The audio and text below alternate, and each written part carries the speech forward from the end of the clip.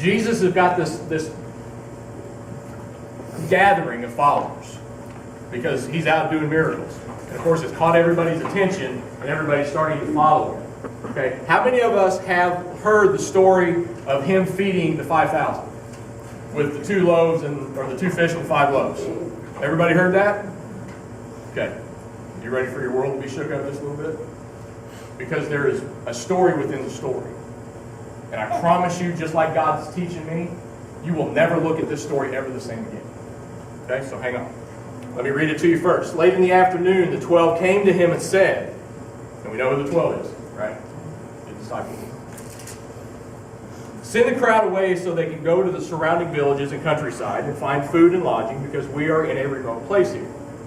He replied, you give them something to eat. They answered, we have only 5 loaves of bread and 2 fish, unless we go and buy food for all this crowd. About 5,000 men were here.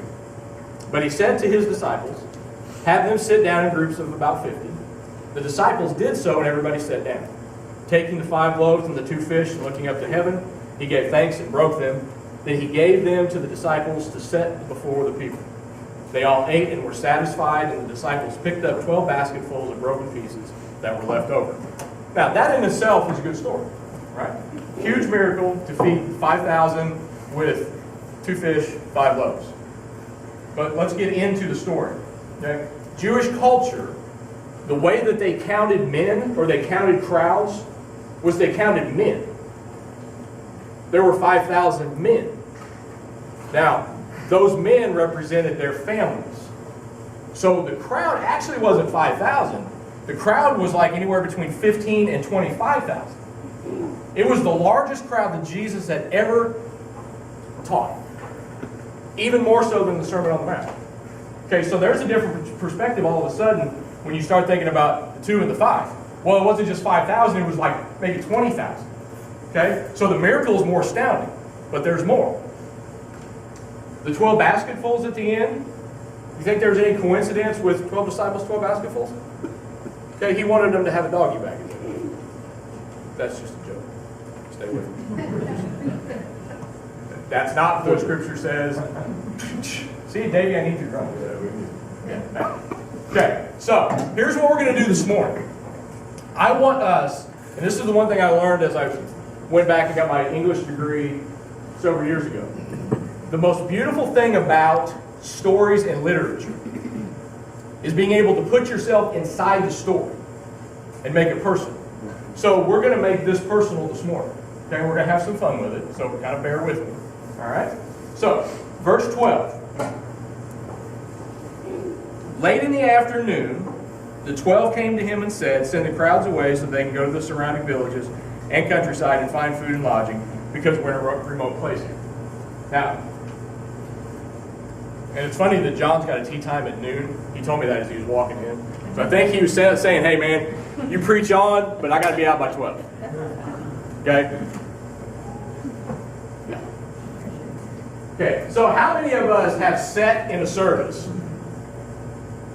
You notice that the clock's in your view and not my own. Okay? How many of us have sat in a church service and that noontime starts to come and you're like, oh, come on, hurry up. Hurry up. Hurry up. Get done. Because the restaurants are waiting, the game's on, my tea time's up, something.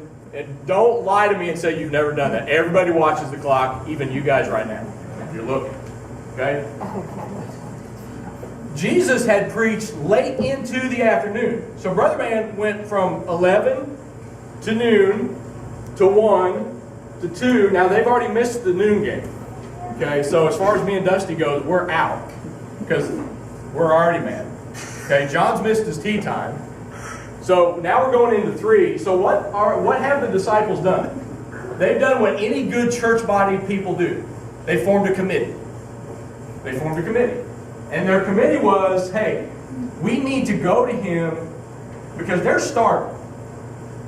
We need to go to the teacher, go to the Lord and say, hey, they're hungry and we're in this remote place, so probably... So here's what they do. I'm going to role play. So they probably elect Peter to be the spokesman because Peter had a knack for always saying the wrong thing at the wrong time. Okay? So here's what they do. They say, you're the guy, you need to go to him and tell him, "Yes, we're starving, but because he cares about the people, focus on the people." He comes up and goes, "Oh, Lord, excuse me, everybody hang on.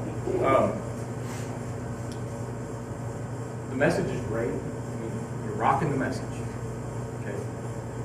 But we're kind of out, away, and it's getting late, and I think they're hungry.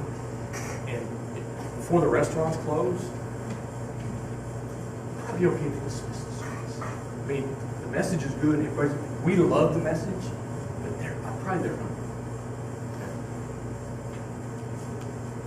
Lord says, they're hungry. They're hungry. So probably ought to go ahead and dismiss. With me so far? Yeah.